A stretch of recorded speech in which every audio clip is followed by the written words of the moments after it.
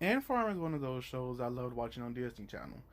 I watched it for 2 seasons, but I kind of stopped watching because I kind of seen this before or was already watching this on another channel. Hey y'all.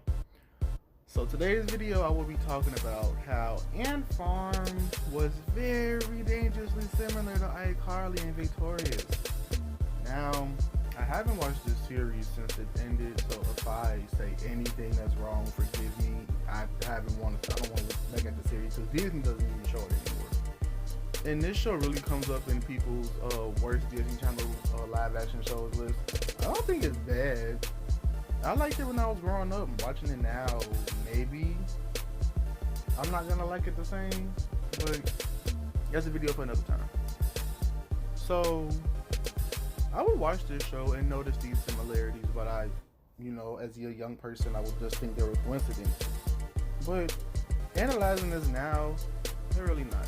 They take a lot from Victorious and iCarly. So I have 7 different reasons.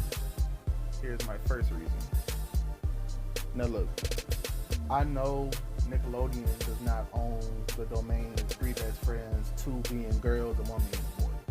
But it's how they play it off. Because you can honestly mistaken that for being a copy.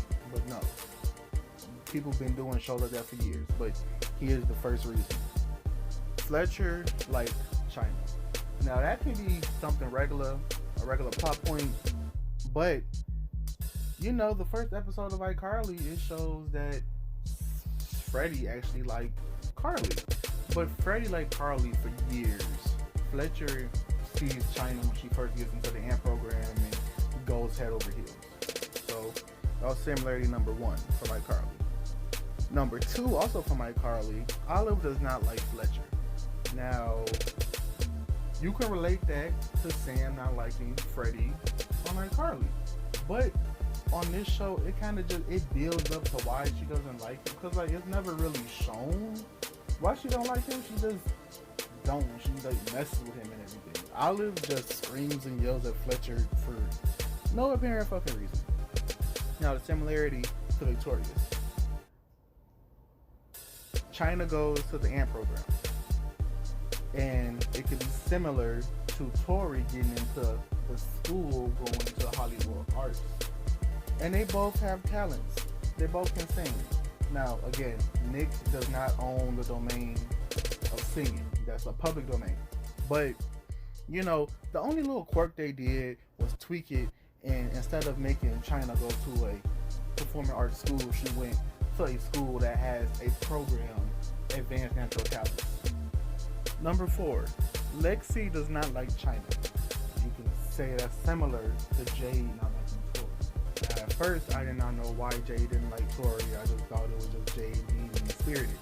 But going back to the first episode, Tori kisses Beck because they were doing something with cyclists. They were doing some improv stuff, and I guess she said, "Hey, you should kiss me," and they actually did it because I think Tori and Jay got into an altercation on the first episode, so Tori was seeking revenge.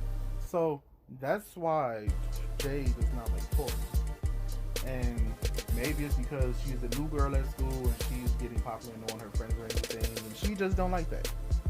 Lexi not liking China is kind of weird, and you kind of have to dig deep to see why she doesn't like her.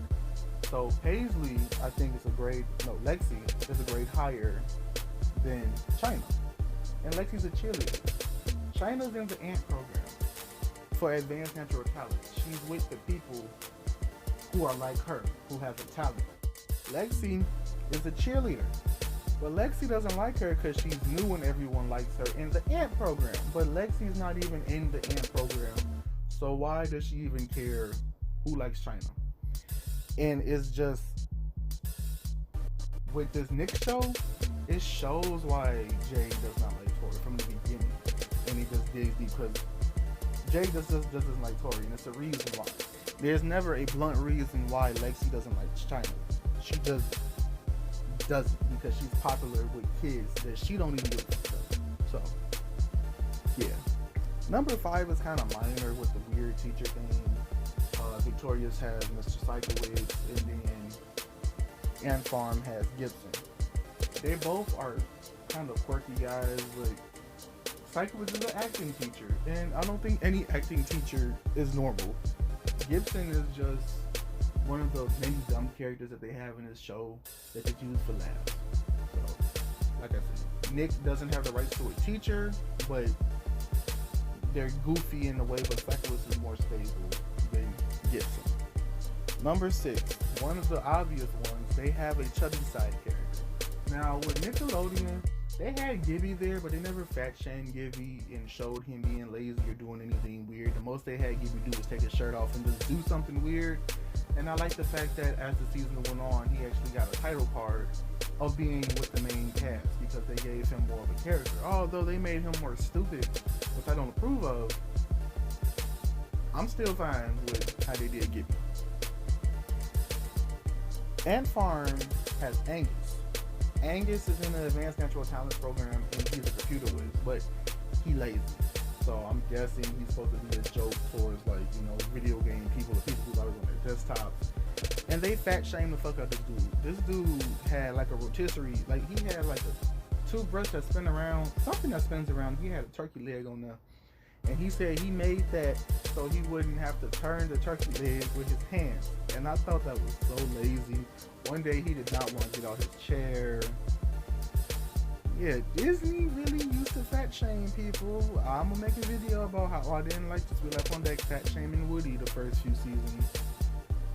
But yeah, and the one last thing that I feel like this show obviously took from iCarly, just because they didn't know what else to do with this show, was make Fletcher and Olive like each other and date. I thought this was the weirdest, because I stopped watching the show after season 2. I thought this was the weirdest thing for them to do with this, because first of all, your last season they moved from the actual school and went to some school called Z-Tech, and that's when I quit watching. I was just like, well, what's the point of moving? Like, I'm trying to space this, just close the show. Like, you're not doing much else with it. So let me tell you about Fletcher. No, let me tell you about Sam and Freddie. It builds up to them liking each other. Like, literally, Freddie tells Sam, hey, when a girl rips on a guy, that means she likes him. You know, that was the first plot point. And then there was an episode where Sam told the whole world that Freddie never kissed a girl. And then, she apologized and said she never kissed a guy. Then they share a kiss and say never speak of it. And then there's a time where Sam is kind of acting weird and being weird, and then Freddie finds out that she's in love with him, and then they kiss, stuff goes on, and they start dating. So this stuff leads up to the main point. On here, it's a random episode. I think Fletcher is dating someone, and Olive's also dating someone, but both of their partners just leave them. Fletcher's sad. No, Olive's sad. Fletcher goes to cheer up, laughs, and he hugs her and he kisses her on the cheek. And then she's like, oh my god, that didn't feel weird. Why did I like it?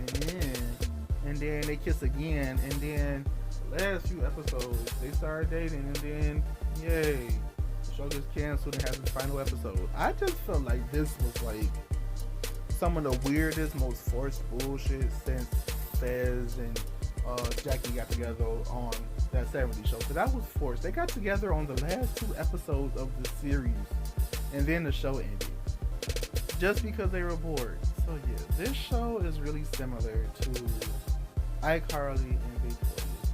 Don't be in denial. Don't think I'm ruining one of your favorite shows, because you can obviously see the similarities. I'm not saying Ant Farm was bad, but it had a lot